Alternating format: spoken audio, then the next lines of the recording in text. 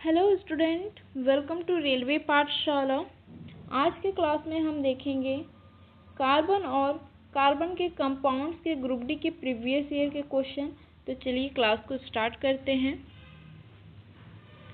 Question करने से पहले एक बार कार्बन और कार्बन के कंपाउंड्स के बारे में बेसिक कॉन्सेप्ट क्लियर कर लेते हैं कि कार्बन की संयोजकता कितनी होती है, कार्बन की विशेषता क्या क्या है, और कार्बन के कौन कौन से कंपाउंड है, उसमें कौन कौन से बंध पाए जाते हैं, उसका दैनिक जीवन में क्या उपयोग है, फिर कार्बनिक यौगिक कैसे बनते हैं। तो एक बार बेसिक कॉन्सेप्ट क्लियर कर लेते हैं तो क्वेश्चन करने में आसानी होगा। तो चलिए एक बार बेसिक कॉन्सेप्ट क्लियर कर लेते हैं। सबसे पहले बात कर लेते हैं कार्बन की विशेषता का। कार्बन की विशेषता में बात करते हैं कार्बन की परमाणु संख्या का। तो कार्बन की परमाणु संख्या कितनी होती है? 6 होती है। इसकी संयोजकता कितनी होती है? 4 होती है। जैसे कार्बन का परमाणु क्रमांक कितना है? 6। जब इसका इलेक्ट्रॉनिक विन्यास करेंगे तो कितना आ जाएगा? 2 4। लास्ट के कक्ष में कितना इलेक्ट्रॉन है? 4 इलेक्ट्रॉन है। तो ये इसका क्या हो जाएगा? संयोजकता इलेक्ट्रॉन। तो इसकी संयोजकता कितनी है? 4 है। इसका इलेक्ट्रॉनिक विन्यास क्या हो जाएगा? 2 4। कार्बन के पास ना तो इलेक्ट्रॉन खोने की क्षमता होती है, क्योंकि 4 इलेक्ट्रॉन को वो पूरी तरह त्यागने में उसको बहुत ऊर्जा चाहिए, और ना ही 4 इलेक्ट्रॉन ग्रहण करने की, क्योंकि तब 6 इलेक्ट्रॉन अधिक हो जाएंगे। तो ये क्या करता है, ये जो इसका 4 इलेक्ट्रॉन है इसको ये पूरी तरह खो भी नहीं सकता और किसी से ये 4 इलेक्ट्रॉन ले भी नहीं सकता। इसलिए ये क्या करता है? सहसंयोजक बंध बनाता है। तो कार्बन की और एक विशेषता क्या है कि ये सहसंयोजक बंध बनाता है। अब बात करते हैं ये सहसंयोजक बंध क्या होता है। सहसंयोजक बंध जब दो परमाणु अपने इलेक्ट्रॉन को साझा करते हैं तो सहसंयोजक बंध बनता है। जैसे कि कार्बन के पास कितना है? लास्ट के कक्ष में 4 इलेक्ट्रॉन, और इसको कितना चाहिए? 4 इलेक्ट्रॉन और चाहिए। तो ये 4 इलेक्ट्रॉन किसी और से लेगा। जैसे बात करते हैं C2H4 की, तो ये क्या करता है? हाइड्रोजन के साथ साझा करता है और संयोजक बंध बनाता है। जैसे यहाँ पे उदाहरण दिया हुआ है H2O2 N2 CH4, ये सारे क्या है? सहसंयोजक बंध के एग्जाम्पल है। जब CH4 मीथेन की संरचना की जब हम बात करेंगे तो इसमें आप देख सकते हो कार्बन अपने चारों संयोजक इलेक्ट्रॉन 4 हाइड्रोकार्बन परमाणु से साझा करते हैं। और ये जो मैं एग्जाम्पल लिखी हूँ C2H4, इसमें एक डबल बॉन्ड होगा, और जो डबल बॉन्ड होता है वो कैसा होता है? असंतृप्त कार्बन, असंतृप्त हाइड्रोकार्बन। ये क्या है? एक हाइड्रोकार्बन है। ठीक है। तो कार्बन के पास यहाँ पे यदि हम कार्बन की संरचना देखें C, ठीक है, इसके पास कितना? 4 इलेक्ट्रॉन है बाह्य कक्ष में। तो ये 4 तरफ से जुड़ सकता है कार्बन। ठीक है, ये 4 तरफ से जुड़ सकता है, यानी 4 एटम से ये बॉन्ड बना सकता है। तो यदि CH4 की बात करें, यानी मीथेन की जब बात करेंगे, तो यहाँ पे एक हाइड्रोजन इस बंध से जुड़ेगा, एक हाइड्रोजन इस बंध से जुड़ेगा, और एक हाइड्रोजन इस बंध से जुड़ेगा, और एक हाइड्रोजन इस बंध से जुड़ेगा। ठीक है, तो ये होता है CH4 का संरचना।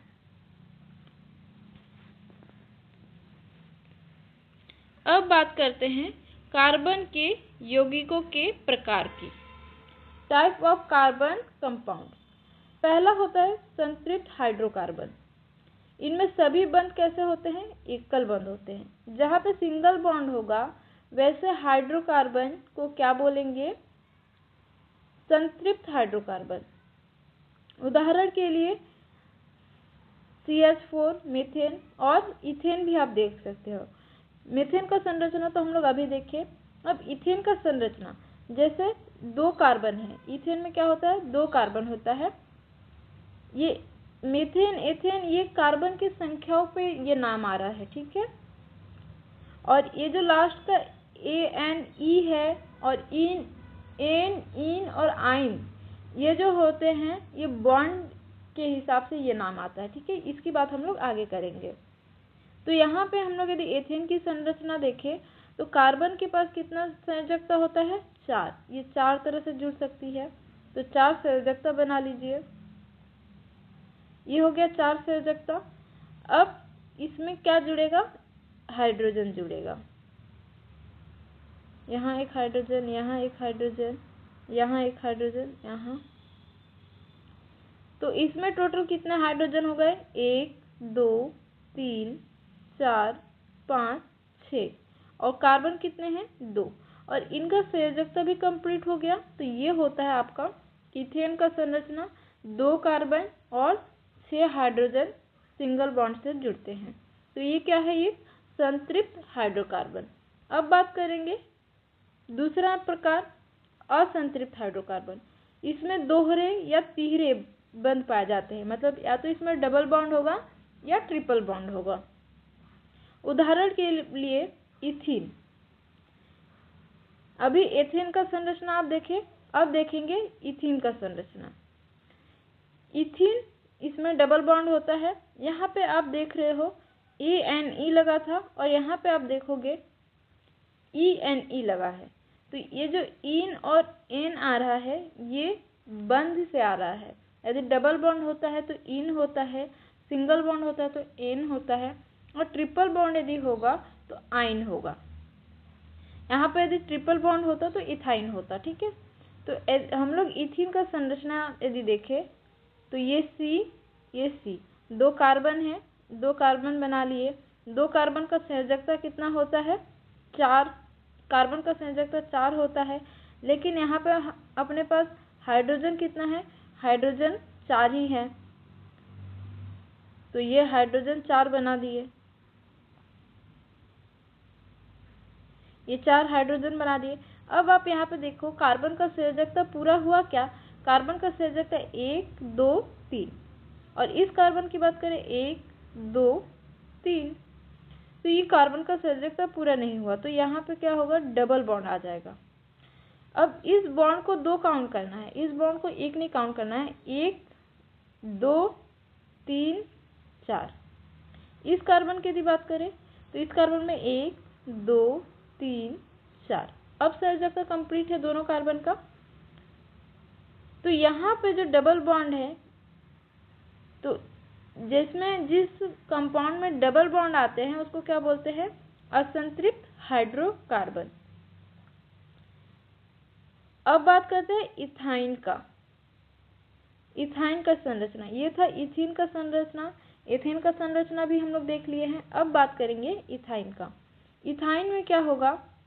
यदि ईथ है, ईथ मतलब 2 कार्बन, ठीक है। मेथ मतलब 1 कार्बन, ठीक है। तो यहाँ पे इथाइन का बात करते हैं। इथाइन में यहाँ पे हो जाएगा आपका 2 कार्बन, ये 2 कार्बन, ठीक है। अब अपने पास हाइड्रोजन कितना है? हाइड्रोजन भी 2 है, तो एक इधर हाइड्रोजन लगा दिए इस कार्बन को, एक इस कार्बन को एक हाइड्रोजन लगा दिए। अपने पास कार्बन खत्म, और यहाँ पे एक होगी। एक सिंगल बॉन्ड से कार्बन तो आपस में सिंगल बॉन्ड से जुड़ेगा ही। तो अब यहाँ पे देखो इस कार्बन की यदि बात करें तो इसका संयोजकता 1 2 बॉन्ड इसके पास अभी भी बच रहा है, 2 इलेक्ट्रॉन अभी भी इसके पास बच रहा है। और इस कार्बन की यदि बात करें तो ये भी, इसके पास भी 2 इलेक्ट्रॉन अभी और है, ये 2 और साझा कर सकता है। तो अब इसको क्या करेंगे? यहाँ पे ट्रिपल बॉन्ड लगा देंगे। यहाँ पे ये ट्रिपल बॉन्ड से जुड़ेगा। जैसे कि अब इसका संयोजकता काउंट कीजिए, 1 2 3 4। इस कार्बन की करते हैं 1 2 3 4। अब इसका संयोजकता कंप्लीट हो गया, तो ये आपस में ट्रिपल बॉन्ड से जुड़े हैं। तो ये भी कैसा हो गया? एक असंतृप्त हाइड्रोकार्बन। और चूंकि इसमें 2 कार्बन है तो इसका नाम हो जाएगा ईथ, और इसमें ट्रिपल बॉन्ड है तो इसमें लास्ट में लग जाएगा आइन, तो ये हो गया आपका इथाइन। ठीक है, ऐसे ही मीथेन का भी संरचना होता है।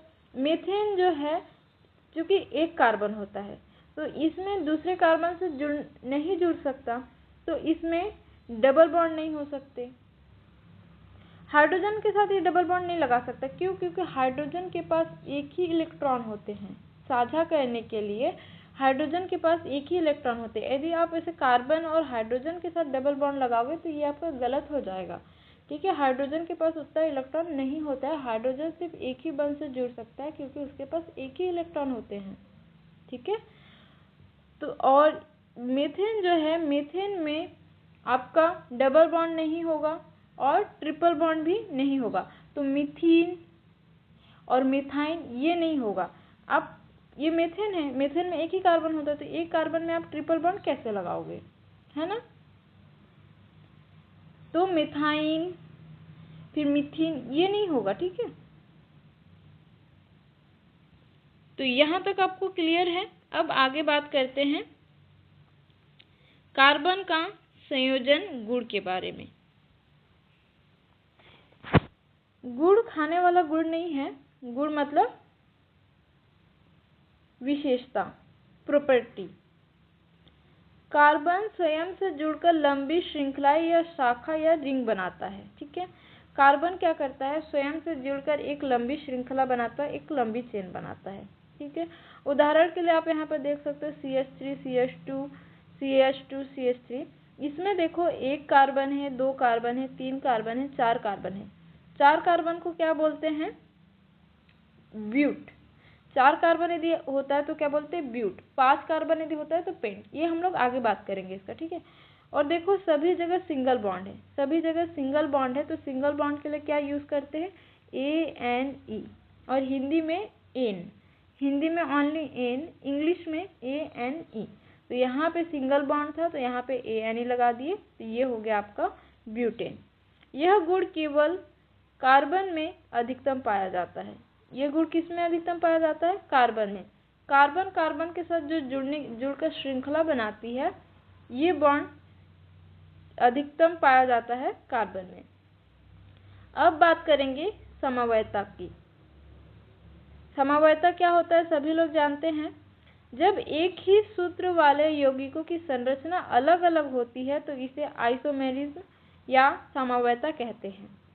जब एक ही सूत्र, फॉर्मूला सेम है लेकिन संरचना अलग अलग होती है तो इसे क्या कहते हैं, आइसोमेरिज्म। यहाँ पे देख सकते हैं उदाहरण के लिए दिया है ब्यूटेन, और इसका आइसोमेरिज्म क्या होगा, नॉर्मल ब्यूटेन और आइसोब्यूटेन।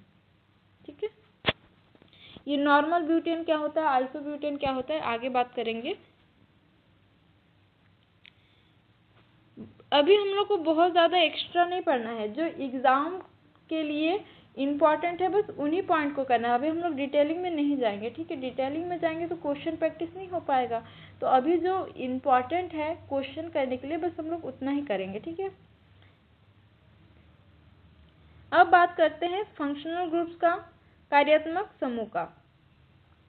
जैसे ये जो फंक्शनल ग्रुप है ना, ये आपको डायरेक्टली याद रखना है। ठीक है, ये आपको डायरेक्टली याद रखना है। यदि मैं आपको यहाँ पे डिटेलिंग में बताती तो शुरू से लेके पूरे लास्ट तक बताती और नंबरिंग के साथ बताती, वो आप याद कर लेते। लेकिन यहाँ पे जितना फंक्शन ग्रुप है ना, ये आपको याद कर लेना है, क्योंकि मैं उन्हीं फंक्शनल ग्रुप को यहाँ पे ऐड की हूँ जो क्वेश्चन में बार बार पूछा जाता है। ठीक है, ऐसे तो मैं सारा पूरे डिटेल्स में नहीं बता रही हूँ। मैं यदि डिटेल्स में बताने जाऊँगी तो आपको क्वेश्चन नहीं हो पाएगा। तो ये जो है ना, आप कहीं से यदि थ्योरी किए हो तो ये आपको याद रखना है, डायरेक्टली याद रखना है। ठीक है, कार्बनिक यौगिकों में कुछ परमाणु या परमाणु समूह ऐसे होते हैं जो यौगिकों के रासायनिक गुण निर्धारित करते हैं, उसको क्या बोलते हैं, फंक्शनल ग्रुप। ठीक है,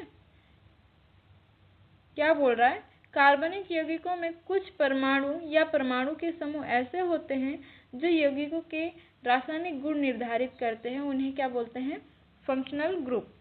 यहाँ पे कुछ फंक्शनल ग्रुप दिया हुआ है, जैसे alcohol, aldehyde, ketone, carboxylic acid और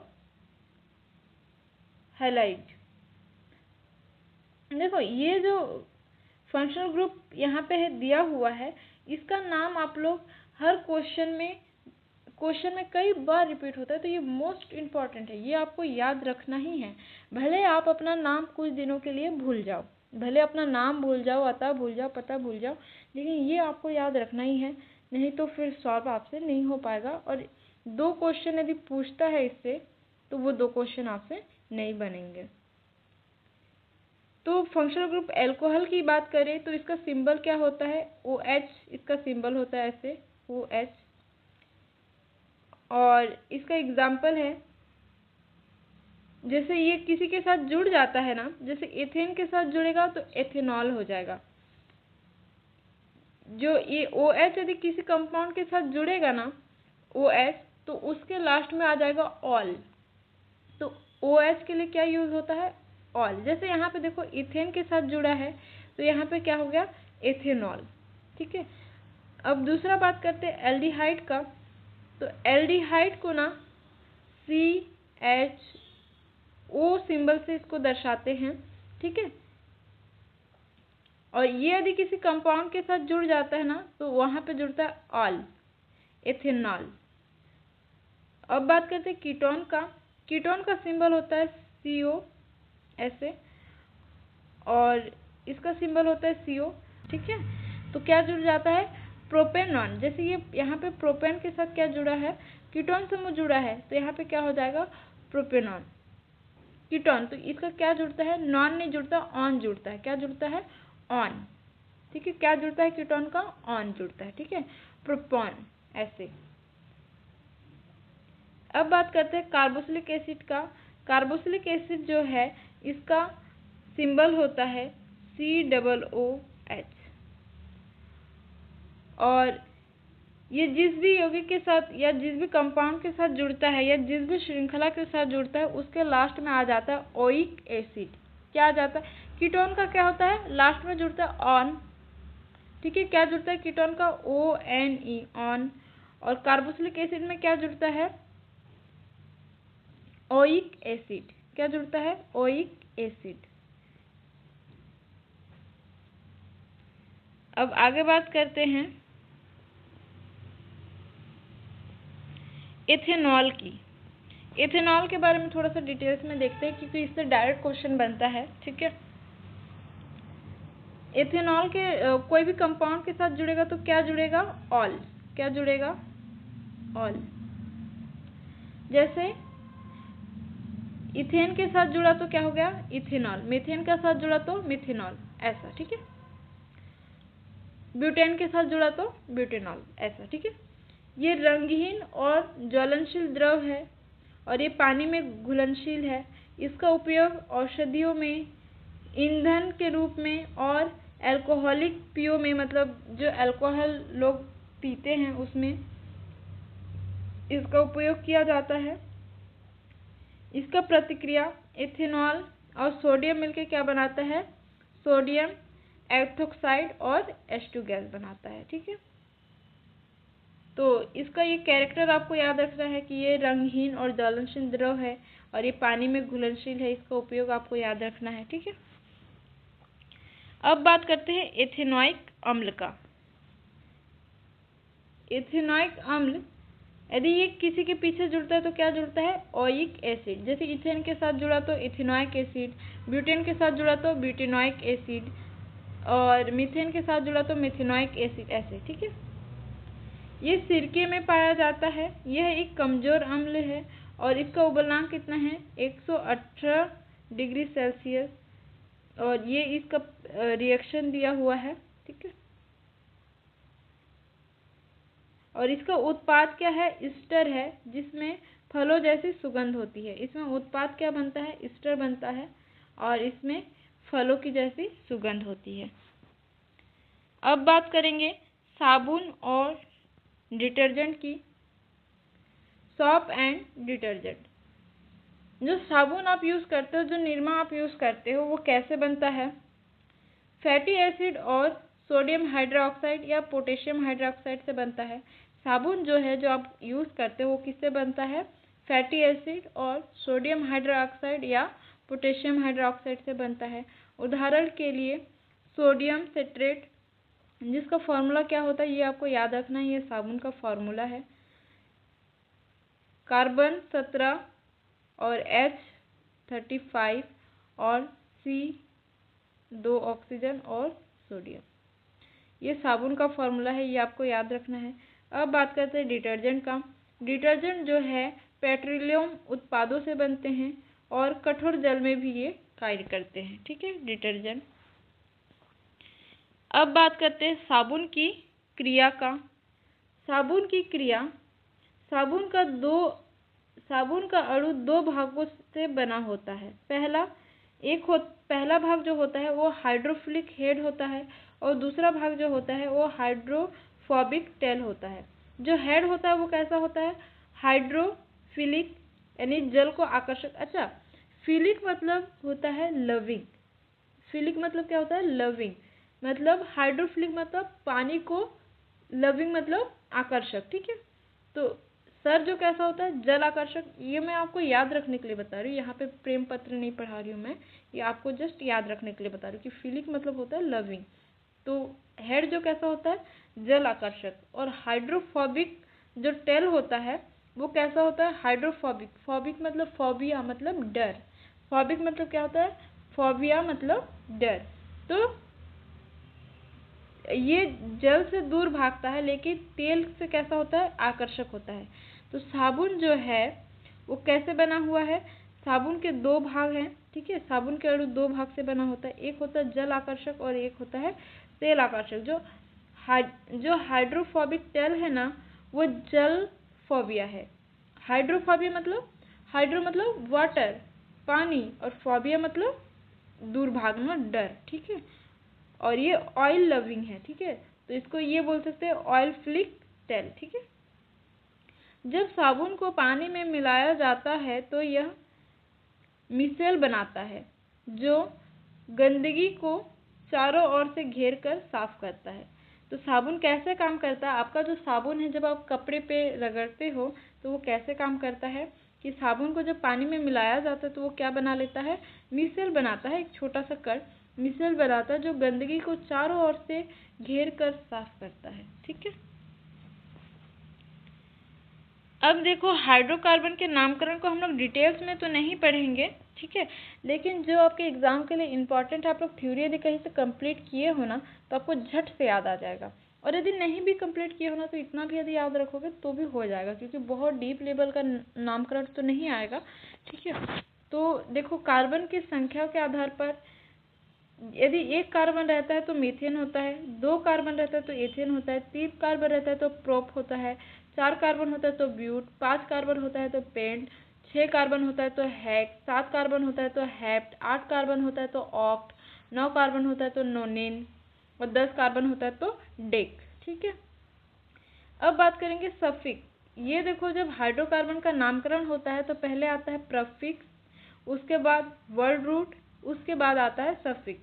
तो यहाँ पे वर्ड रूट कौन सा हो जाएगा, कार्बन की संख्या होती है वर्ड रूट, और सफिक्स यहाँ पे होता है जितने आपका बंध है, सिंगल बॉन्ड है तो एन, डबल बॉन्ड है तो इन, ट्रिपल बॉन्ड है तो आइन, ये। ठीक है, फॉर एग्जाम्पल यहाँ पे देखो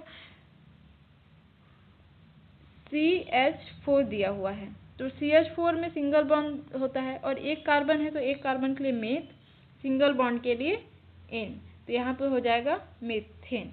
ठीक है, तो ये है नामकरण, ये आपको ध्यान में रखना है। यदि आप इतने को भी ध्यान में रखोगे ना तो आपका क्वेश्चन बन जाएगा। कुछ इम्पॉर्टेंट रिएक्शन है जो आपको याद रखना है। ठीक है, आपको वहाँ पे क्वेश्चन में एग्जाम्पल दे देगा, तो वहाँ पे आपको ये देखना है कि वहाँ पे कौन सा रिएक्शन हो रहा है, दहन हो रहा है, ऑक्सीकरण हो रहा है, प्रतिस्थापन हो रहा है, या योग अभिक्रिया हो रहा है, मतलब एडिशन हो रहा है। तो दहन अभिक्रिया क्या होती है, दहन अभिक्रिया यहाँ पे एक समीकरण दिया हुआ है, CH4 प्लस 2O2 से क्या बनता है, CO2 और दो जल के अणु, और क्या बनती है, ऊर्जा। तो दहन में क्या होता है, ऊर्जा उत्सर्जन होता है। ठीक है, आपको इतना याद रखना है, यदि ऊर्जा उत्सर्जन हो रही है तो वो कौन सा अभिक्रिया हो रहा है, दहन। फिर यहाँ पे आप देख सकते हो C2H5OH यहाँ पे दिया हुआ है, और उससे क्या बन रहा है CH3COOH। तो इसमें देखो ऑक्सीकरण हो रहा है। क्या हो रहा है? ऑक्सीकरण। ऑक्सीजन की उपस्थिति में यहाँ पे क्या हुआ? ऑक्सीकरण हुआ। तो ऑक्सीजन की उपस्थिति में इसको क्या बोलेंगे? ऑक्सीकरण। ठीक है।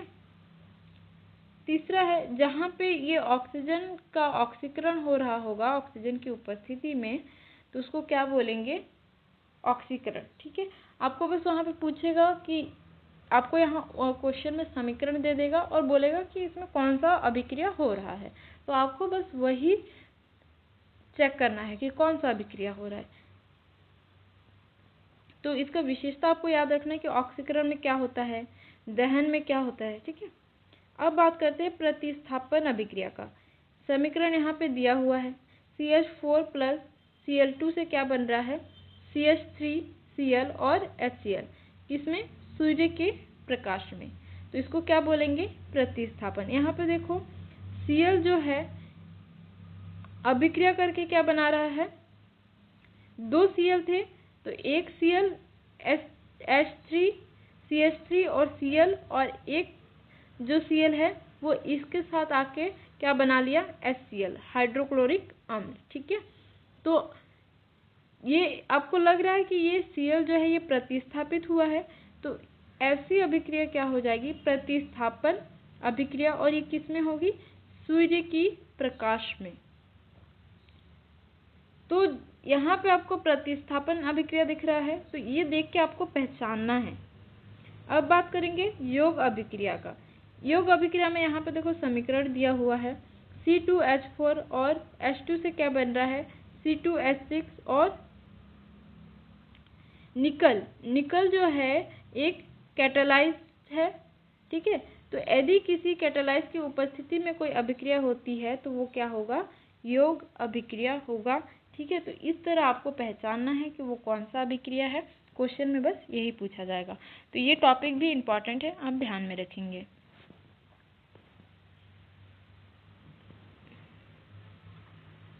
देखो क्वेश्चन तो बहुत सारे टॉपिक से बन सकते हैं और 2 ही क्वेश्चन पूछा जाएगा। ठीक है। 2 ही क्वेश्चन पूछा जाएगा, लेकिन इन्हीं ये जो मैं की पॉइंट लेके आई हूँ ना, इन्हीं पॉइंटों में से क्वेश्चन पूछा जाएगा। क्योंकि मैं कम से कम एक क्वेश्चन पेपर में यदि आपके लिए यहाँ पे लेके आती हूँ ना, तो 3 घंटा मैं पेपर को एनालिसिस करती हूँ कि किन किन टॉपिक से क्वेश्चन बने हैं। यहाँ जो ये एक एक लाइन आप लिखा हुआ देख रहे हैं ना, वो मेरा 3-3 घंटे का मेहनत है जो मैं यहाँ पे आपके लिए लेके आई हूँ, सिर्फ इसलिए ताकि आप लोग कम समय में, यदि कोई बच्चा नहीं भी पढ़ा होगा, थ्योरी नहीं भी किया होगा, तो इतना देखो रटना सोल्यूशन नहीं है, रटना सोल्यूशन नहीं है। लेकिन कोई बच्चा यदि अभी से तैयारी कर रहा है तो उसके पास रटने के अलावा दूसरा कोई ऑप्शन नहीं है। मैं और टीचर्स की तरह नहीं बोलूँगी कि नहीं समझो, ये करो, वो करो, नहीं। यदि अभी तक आप लोग थ्योरी कर चुके हो और थ्योरी में आप लोगों को नहीं समझ में आया, अभी भी आप लोगों को कुछ हवा नहीं लगा है, तो भाई रट लो। ये जो की पॉइंट्स है, मैं जो की पॉइंट्स आपको बता रही हूँ वो रट लो। कुछ दिन के लिए अपना नाम भूल जाओ, अता भूल जाओ, पता भूल जाओ, लेकिन ये चीज़ें मत भूलना। यदि एग्ज़ाम क्लियर करना है तो ये चीज़ें मत भूलना प्लीज़। तो अब बात करते हैं कार्बनिक यौगिकों का महत्व।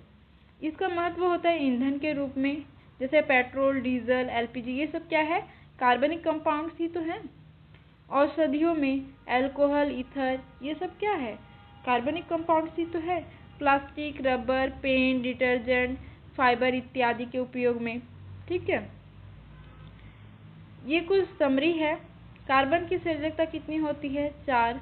संयोजक बंध बनाता है कार्बन। संतृप्त और असंतृप्त यौगिक बनाते हैं कार्बन। ठीक है। कुछ फंक्शनल ग्रुप यहाँ पे है OH, COOH, CHO, ETC। और दूसरा क्या है? अल्कोहल और एसिड मिलके क्या बनाते हैं? ईस्टर और वाटर बनाते हैं। ठीक है। तो ये कुछ की पॉइंट है जो आपको याद रखना है। अब हम लोग क्वेश्चन करने के लिए रेडी है, तो अब हम लोग क्वेश्चन कर सकते हैं। क्वेश्चन नंबर 1, निम्नलिखित में से कौन सा कार्बन का अपर रूप है? Option A graphite, option B हीरा, option C fluorine, option D उपयुक्त सभी। तो इसका सही आंसर हो जाएगा ऑप्शन डी, उपयुक्त सभी। ये जो ग्रेफाइट है, हीरा है और फ्लोरीन है, ये क्या है? कार्बन का अपर रूप है यानी एलोट्रॉप है। कार्बन के 3 मुख्य अपरूप है, अपर रूप है मतलब हीरा, ग्रेफाइट और फ्लोरीन। अब बात करते हैं कार्बन, अगले क्वेश्चन का, कार्बन का कौन सा रूप विद्युत का चालक है? कार्बन का 3 रूप है, हीरा, ग्रेफाइट और फ्लोरीन। तो पूछ रहा है कि उसमें से कौन सा रूप जो है विद्युत का चालक है। ऑप्शन ए हीरा, option B graphite, option C कोयला, ऑप्शन डी फ्लोरीन। तो इसका सही आंसर हो जाएगा ऑप्शन बी ग्रेफाइट। ग्रेफाइट क्या है? विद्युत का चालक है। ग्रेफाइट में प्रत्येक कार्बन परमाणु 3 बंध बनाता है और एक मुक्त इलेक्ट्रॉन विद्युत चालकता प्रदान करता है। अब बढ़ते हैं अगले क्वेश्चन की ओर, क्वेश्चन नंबर 3। हीरे का उपयोग कांच काटने में किया जाता है क्योंकि ऑप्शन ए यह पारदर्शी है, ऑप्शन बी यह कठोर है, ऑप्शन सी यह चमकदार है, ऑप्शन डी यह सस्ता है।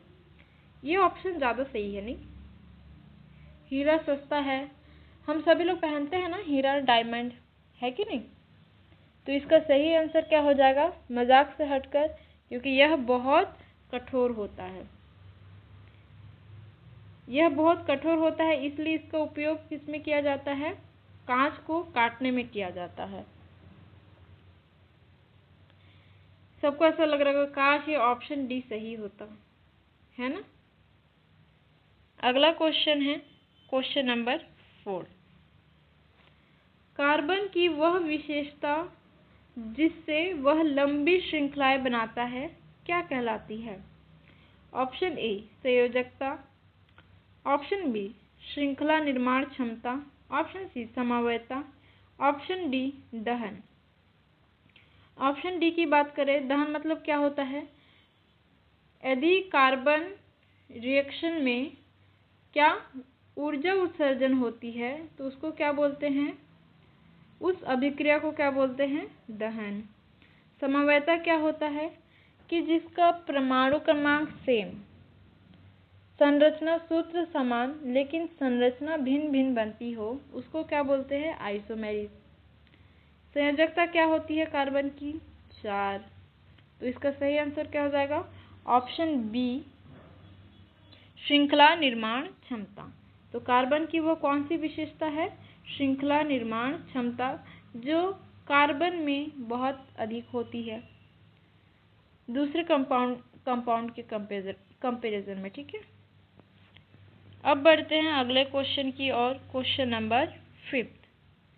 कार्बन यौगिकों में किस प्रकार के बंध पाए जाते हैं? ऑप्शन ए आयनिक बंध, ऑप्शन बी सहसंयोजक बंध, ऑप्शन सी धात्विक बंध, ऑप्शन डी हाइड्रोजन बंध।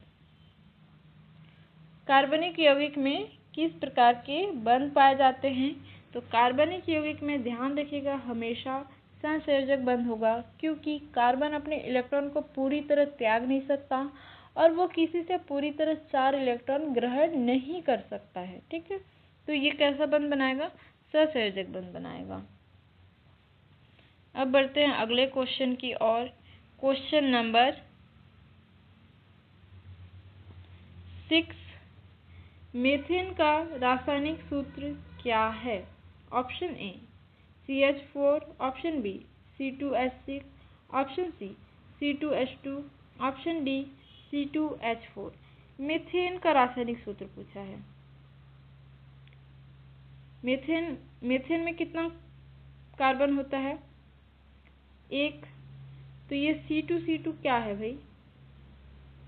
तो इसका सही आंसर क्या हो जाएगा? Option A CH4। मीथेन में तो एक ही कार्बन होता है ना, ऐसा ऑप्शन भाई कोई बात नहीं, होता है। सिरके में कौन सा अम्ल पाया जाता है? ऑप्शन ए एसिटिक अम्ल, ऑप्शन बी सिट्रिक अम्ल, ऑप्शन सी टार्ट्रिक अम्ल, ऑप्शन डी हाइड्रोक्लोरिक अम्ल। तो इसका सही आंसर क्या हो जाएगा? ऑप्शन ए एसिटिक अम्ल। अब बढ़ते हैं अगले क्वेश्चन की ओर। Question number 8। वुड स्प्रिट किसे कहते हैं? ऑप्शन ए मिथेनॉल को, ऑप्शन बी इथेनॉल को, ऑप्शन सी प्रोपेनॉल को, ऑप्शन डी ब्यूटेनॉल को। इनॉल मतलब इसमें क्या जुड़ा हुआ है? अल्कोहल। ठीक है, तो इसका सही आंसर हो जाएगा ऑप्शन ए मिथेनॉल। मिथेनॉल को क्या बोला जाता है? Would spirit. मिथेनॉल को वुड स्प्रिट कहा जाता है क्योंकि यह लकड़ी के शुष्क आसवन से प्राप्त किया जाता था। ठीक है, इसीलिए मिथेनॉल को क्या बोला जाता है? Would spirit. अगला क्वेश्चन है क्वेश्चन नंबर 9। एथेनॉल को सघन सल्फ्यूरिक अम्ल के साथ गर्म करने पर क्या बनता है? Option A ethene, option B methane, option C hydrogen, option D acetic अम्ल। तो इसका सही आंसर हो जाएगा ऑप्शन ए एथीन। सघन सल्फ्यूरिक अम्ल निर्जलीकरण एजेंट की तरह कार्य करता है जिससे एथेनॉल से एथीन गैस निकलती है। अगला क्वेश्चन है क्वेश्चन नंबर 10। जब सोडियम एथेनॉल से अभिक्रिया करता है तो कौन सी गैस निकलती है? Option A hydrogen, option B oxygen, option C carbon dioxide, option D methane. तो इसका सही आंसर हो जाएगा ऑप्शन ए हाइड्रोजन। जब सोडियम एथेनॉल से अभिक्रिया करता है, इसका समीकरण हो जाएगा 2Na 2 sodium plus 2 ethanol 2C2H5OH। ये क्या है? एथेनॉल है। ये किसका सूत्र है? एथेनॉल का सूत्र है। OH लगता है लास्ट में तो क्या आता है? ऑल आता है। ठीक है, तो ये क्या देता है? इससे बनता है 2C2H5ONA और क्या निकलता है? H2 गैस निकलता है। तो ये रिएक्शन आप याद रखेंगे। तो इससे क्या निकला? Hydrogen gas. अब बढ़ते हैं अगले क्वेश्चन की ओर। Question number 11। कौन सा यौगिक फलों जैसी गंध देता है? Option A ester, option B अम्ल, option C aldehyde, option D alcohol. तो इसका सही आंसर हो जाएगा ऑप्शन ए एस्टर। एस्टर यौगिक में सुगंध होती है जो फलों जैसी महक देती है। इसका उपयोग इत्र और फ्लेवर में किया जाता है। अगला क्वेश्चन है क्वेश्चन नंबर 12। निम्नलिखित में से कौन सा यौगिक जल में नहीं घुलता? Option A benzene, option B ethanol, option C methanol, option D acetic अम्ल। तो इसका सही आंसर हो जाएगा ऑप्शन ए बेंजीन। बेंजीन अपर ध्रुवीय है। अपर ध्रुवीय मतलब नॉन पोलर है, जबकि जल कैसा है? ध्रुवीय है, इसलिए दोनों नहीं मिलते हैं। अब बढ़ते हैं अगले क्वेश्चन की ओर। Question number 13।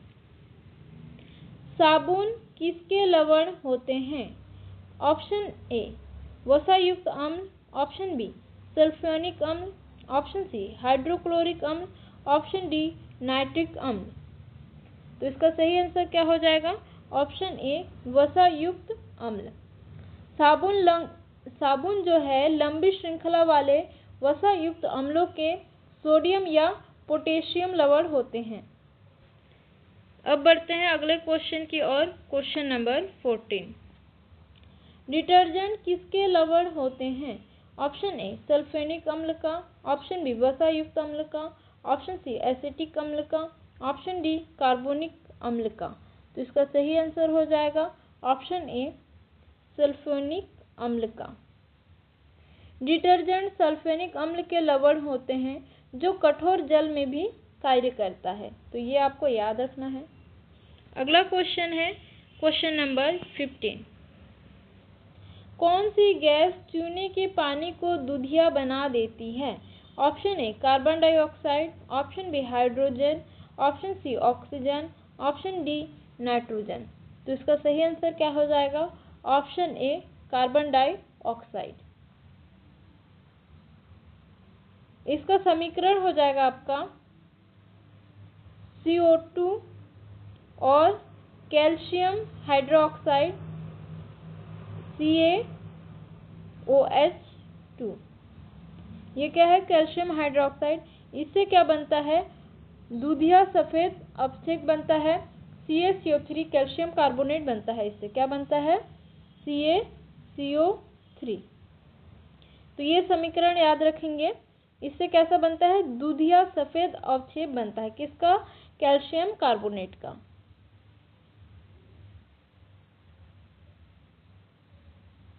तो इसमें कौन सी गैस उपयोग होगा? Carbon dioxide. यहाँ पे CO2 यूज हुआ ना, तो कार्बन डाइऑक्साइड। अब बढ़ते हैं अगले क्वेश्चन की ओर। Question number 16। एथेनॉल का उपयोग किस रूप में किया जाता है? ऑप्शन ए ईंधन के रूप में यानी फ्यूल, ऑप्शन बी पेय यानी जैसे ड्रिंक आप करते हो, तीसरा है औषधि में, ऑप्शन डी है उपयुक्त सभी में। तो इसका सही आंसर हो जाएगा ऑप्शन डी उपयुक्त सभी। एथेनॉल एक बहुउपयोगी यौगिक है। इसे ईंधन, औषधि और शराब बनाने में इसका प्रयोग किया जाता है। ठीक है, ये शराब का नाम सुनकर तो बहुत लोग खुश हो जा रहे हैं। कैसे? खुशी की बात नहीं है, ठीक है। औषधि के रूप में भी इसका उपयोग होता है। ठीक है, तो औषधि में जैसे आप कफ सिरप लेते हो ना, या पैरासीटामोल वगैरह लेते हो, तो आप लोग को ऐसे बहुत ज़्यादा नींद आता है, बहुत ज़्यादा नींद आता है उसमें। दवाई लेने से बहुत 2-3 दिन तक बहुत ज़्यादा नींद आता है। तो उसमें क्या होता है? एथेनॉल का उपयोग होता है। हाँ, कम मात्रा में होता है, लेकिन एथेनॉल का उपयोग होने से उसमें नींद बहुत ज़्यादा आता है। ठीक है,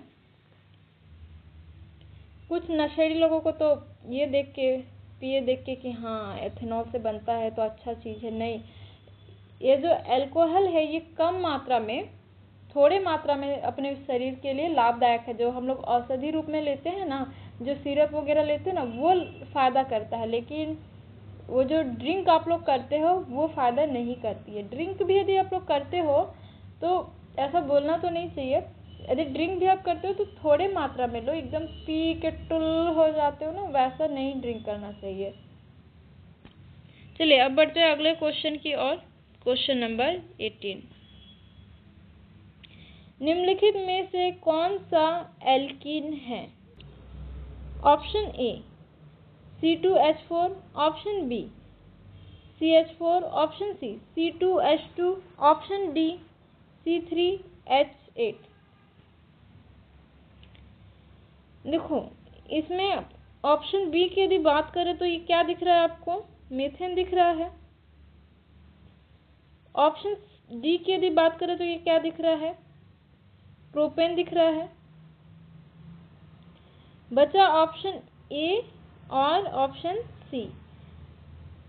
यहाँ पे पूछा है एल्कीन, ENE मतलब डबल बॉन्ड। ठीक है, तो यहाँ पे देखो बना लो, C 2 कार्बन है, यहाँ पे C3 में भी, C में भी 2 कार्बन, A में भी 2 कार्बन। ठीक है, इन दोनों में से ही कोई सही आंसर हो सकता है अपना। तो अब देखो इसमें A में कितना है? 4 हाइड्रोजन है, और C में कितना है? 2 हाइड्रोजन है। तो पहले 4 हाइड्रोजन वाला बना के देख लेते हैं। H और ये H और ये H।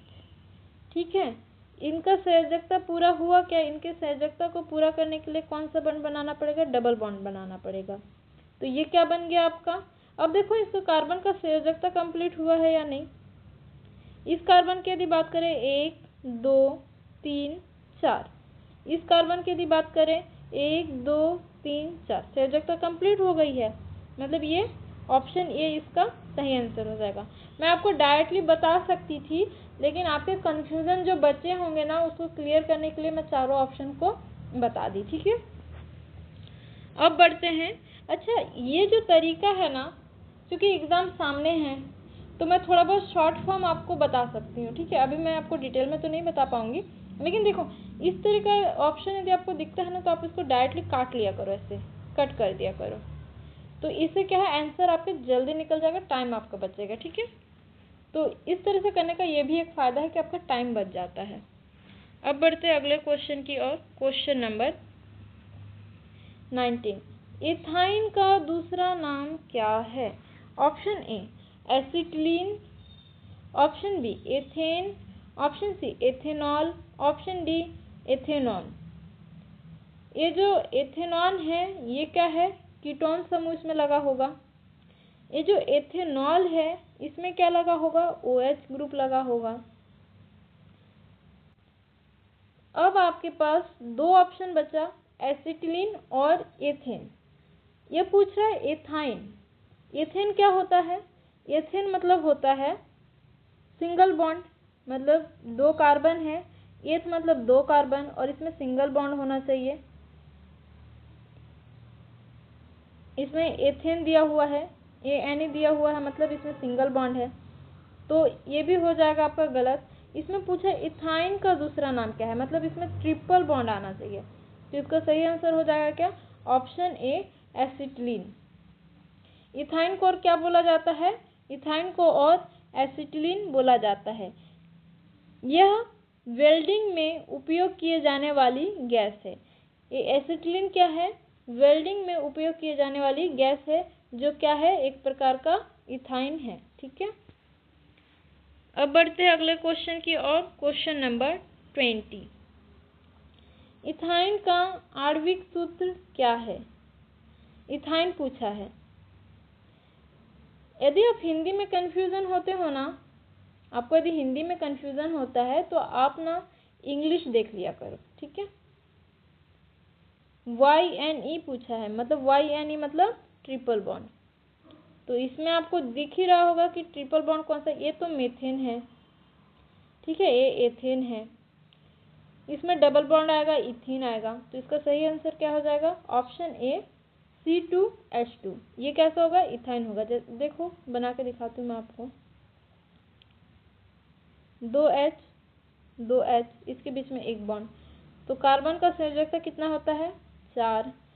इसमें संयोजकता कंप्लीट हुआ क्या, 1 2, और इस कार्बन की यदि बात करें 1 2, इसके लिए क्या करना पड़ेगा, इसकी भी संयोजकता 2 बची है, इसकी भी संयोजकता 2 बची है, तो 2 बॉन्ड इधर लगा देंगे तो इसकी संयोजकता कंप्लीट। अच्छा, ये जो एक बॉन्ड आप देख रहे हो ना, तो यहाँ एक इलेक्ट्रॉन होती है और यहाँ एक इलेक्ट्रॉन होती है। इसमें से ये जो ट्रिपल बॉन्ड है इसमें से 2 सिग्मा बॉन्ड होता है और एक पाई बॉन्ड होता है। और डबल बॉन्ड यदि होता है ना, तो डबल बॉन्ड में एक सिग्मा बॉन्ड होता है और एक पाई बॉन्ड होता है, और सिंगल बॉन्ड में केवल एक सिग्मा बॉन्ड होता है। ठीक है, तो कई बार क्वेश्चन में सिग्मा बॉन्ड और पाई बॉन्ड काउंट करने के लिए भी दे देता है, तो आपको कैसे काउंट करना है, यदि ट्रिपल बॉन्ड होगा तो उसमें 2 पाई बंद होंगे, 2 पाई बंद और एक सिग्मा बंद। यदि डबल बॉन्ड है तो एक पाई बंद होगा और एक सिग्मा बंद, और यदि सिंगल बॉन्ड है तो उसमें क्या होगा, सिग्मा बंद। ठीक है, अब अगले क्वेश्चन की ओर बढ़ते हैं। क्वेश्चन नंबर 21, निम्नलिखित में से कौन सा संतृप्त हाइड्रोकार्बन है? संतृप्त हाइड्रोकार्बन मतलब single bond. Option A ethane, option B ethene, option C ethyne, option D benzene. अच्छा, बेंजीन जो है एक रिंग होता है। ठीक है, बेंजीन एक रिंग होता है जो कैसा होता है, double bond single bond double bond single bond, ये होता है बेंजीन। ठीक है, ये बीच में इस गोले को मत बनाइए। बीच में गोला कहने का मतलब ये जो डबल बॉन्ड और सिंगल बॉन्ड है ऐसे घूमते रहता है, तो बेंजीन में तो डबल बॉन्ड होते हैं, तो ये हो गया कैंसिल।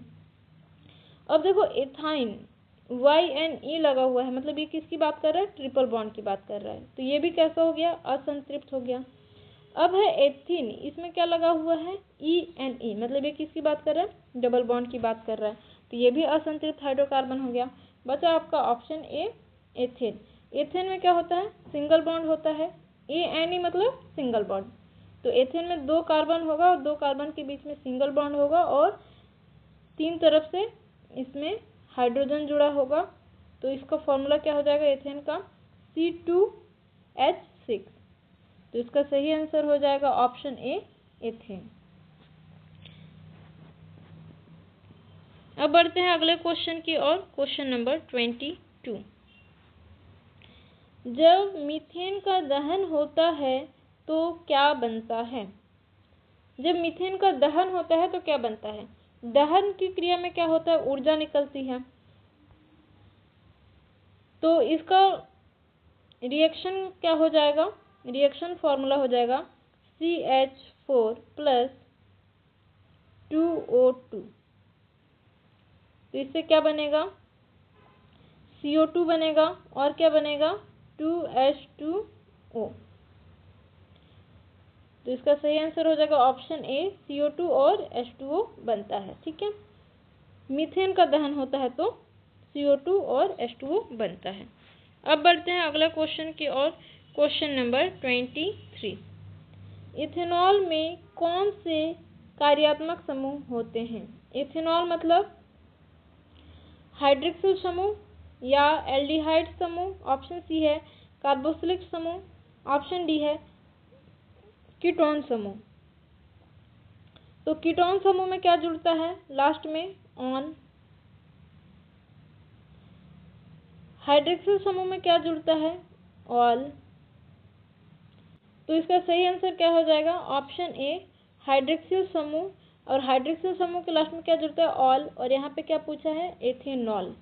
यदि अल पूछता तो होता एल्डिहाइड समूह। अब बढ़ते हैं अगले क्वेश्चन की ओर। Question number 24।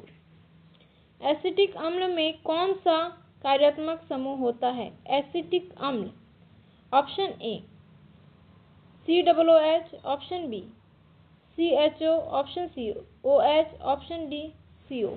तो इसका सही आंसर क्या हो जाएगा? ऑप्शन ए कार्बोक्सिलिक समूह। इसको क्या बोलते हैं?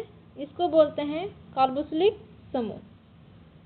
एसिटिक अम्ल में कार्बोक्सिलिक समूह होता है जो इसे अम्लीय गुण प्रदान करता है। ठीक है, अब बढ़ते हैं अगले क्वेश्चन की ओर। Question number 25।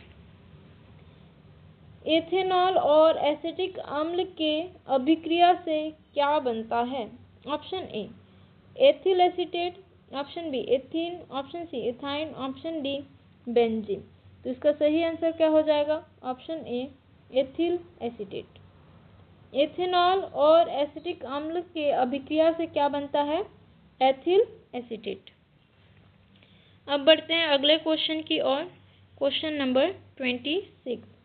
कौन सा यौगिक कार्बन को सुगंधित यौगिक कहलाता है? कौन सा यौगिक कार्बन का सुगंधित यौगिक कहलाता है? Option A benzene, option B ethane, option C methane, option D ethene. तो इसका सही आंसर हो जाएगा ऑप्शन ए बेंजीन। अब बढ़ते हैं अगले क्वेश्चन की ओर। Question number 27।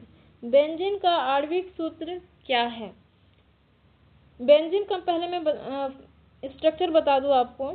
बेंजीन जो है इसका स्ट्रक्चर ऐसा होता है। यहाँ पे एक कार्बन होता है, यहाँ एक कार्बन, यहाँ एक कार्बन, यहाँ। तो बेंजीन में टोटल कार्बन कितने हो गए? 6।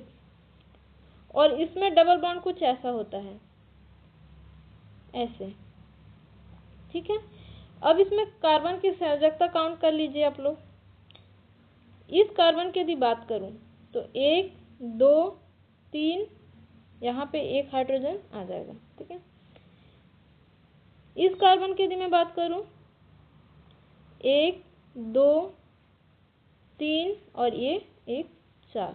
ठीक है, इस कार्बन का संयोजकता की यदि मैं बात करूं 1 2 3 और इधर एक H आ जाएगा ये।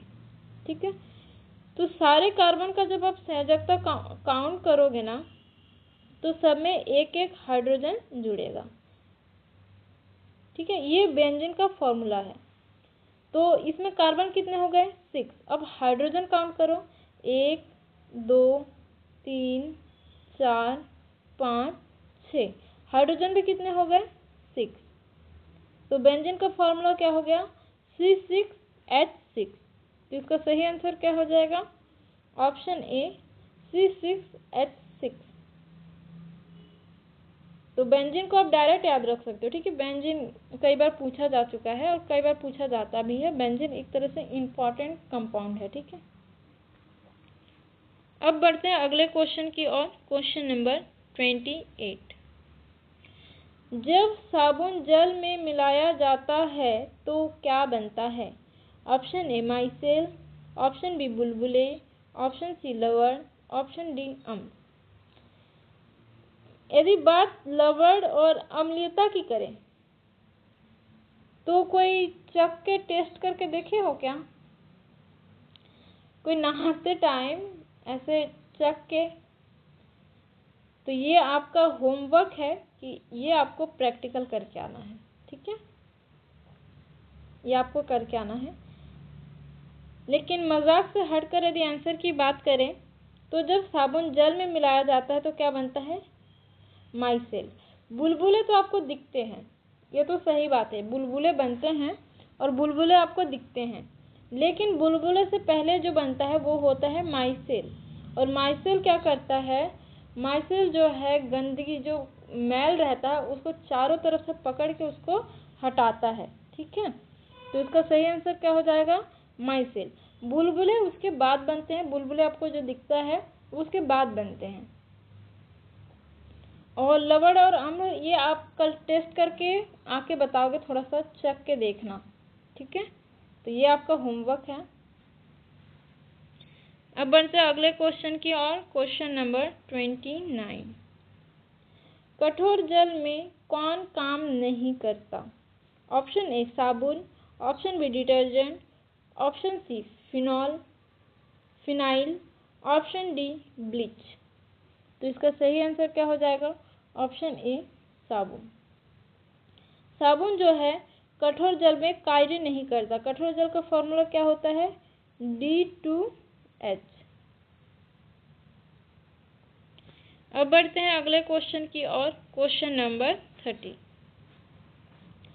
डिटर्जेंट कठोर जल में भी काम करता है क्योंकि ऑप्शन ए इसमें सल्फोनेट लवण होते हैं, ऑप्शन बी इसमें वसायुक्त अम्ल होते हैं, ऑप्शन सी यह कार्बनिक है, ऑप्शन डी यह अम्लीय है। तो इसका सही आंसर हो जाएगा ऑप्शन ए इसमें सल्फोनेट लवण होते हैं, इसलिए डिटर्जेंट जो है कठोर जल में भी कार्य करता है। अम्लीय है या नहीं है ये तो आप मुझे प्रैक्टिकल करके बताओगे, ठीक है। और कार्बनिक यौगिक तो है ही और इसमें वसायुक्त अम्ल भी होता है, लेकिन जिसका सही आंसर है वो ऑप्शन ए है, क्योंकि कार्बनिक यौगिक तो साबुन भी है, वसायुक्त अम्ल तो साबुन में भी मिलता है, ठीक है। तो इसका सही आंसर क्या हो जाएगा? इसमें सल्फोनेट लवण होते हैं। अब बढ़ते हैं अगले क्वेश्चन की ओर। Question number 31। डिटर्जेंट का मुख्य उपयोग क्या है? कपड़े धोने में, धातु साफ करने में, चमड़ा बनाने में, रंगाई में। तो इसका सही आंसर क्या हो जाएगा? बहुत कठिन क्वेश्चन है भाई, तो इसका जवाब आप मुझे कमेंट में बताइएगा। आज की क्लास कैसी लगी? आशा करती हूँ कि आज की क्लास आपको पसंद आई होगी। यदि आप चैनल पे नए हो तो चैनल को सब्सक्राइब कर लीजिएगा।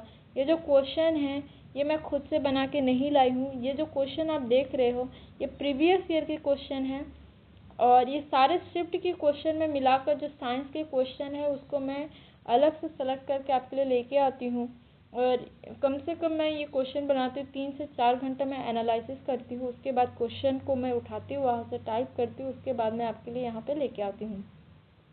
भले क्वेश्चन इजी है, देखो क्वेश्चन इजी भी है और क्वेश्चन टफ भी है, तो जैसा पेपर में आया है वैसा ही ये क्वेश्चन है, वही क्वेश्चन है। तो ये मत सोचिए कि अरे क्वेश्चन जो है इजी है या कुछ, ये मैं खुद से नहीं बना के लाई हूँ, ये प्रीवियस ईयर के क्वेश्चन है, ऐसे क्वेश्चन पूछे जाते हैं। तो मैं एनालिसिस करके ये सारा सब कुछ कंटेंट आपके लिए लेके आती हूँ। कुछ भी हवा में मैं लेके नहीं आ रही हूँ यहाँ पे। तो ये आपके लिए इम्पॉर्टेंट है, इस बात को आप समझिए। और वीडियो के एंड तक बने रहने के लिए आपका बहुत बहुत धन्यवाद। और एग्ज़ाम के लिए very very best of luck. Exam आपका सामने ही है, तो अच्छे से मेहनत कीजिए, ठीक है। Thank you for watching.